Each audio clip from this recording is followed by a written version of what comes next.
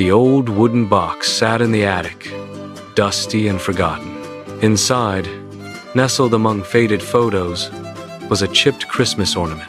It was a tiny wooden bird, wings outstretched, its paint worn thin.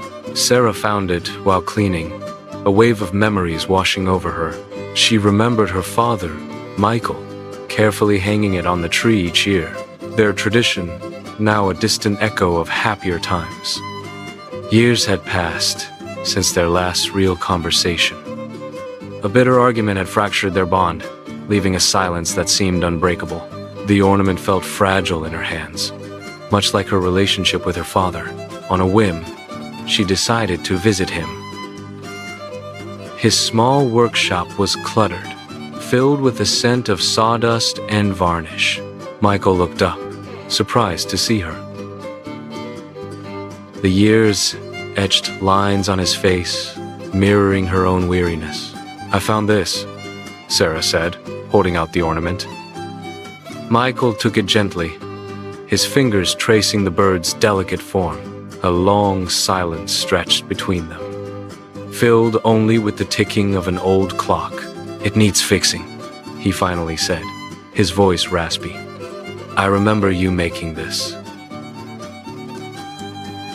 Sarah watched as he carefully examined the broken wing. He pulled out tiny tools, his movements precise and practiced.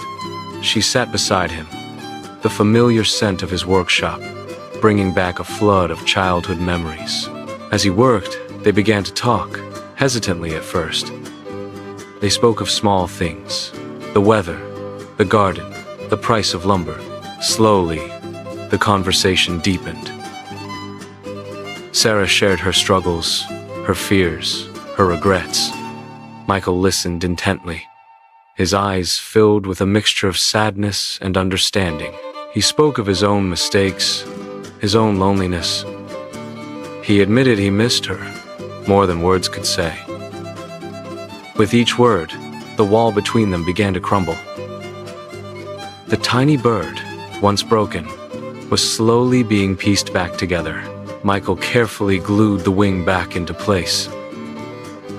He handed it back to Sarah, the repair almost invisible.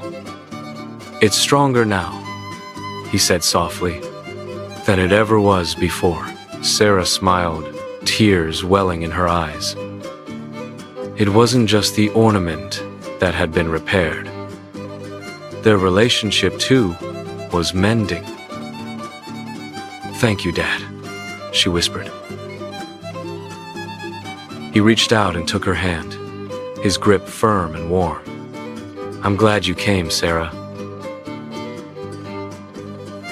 As they sat together in the quiet workshop, surrounded by the scent of wood and memories, Sarah knew that their relationship would never be the same.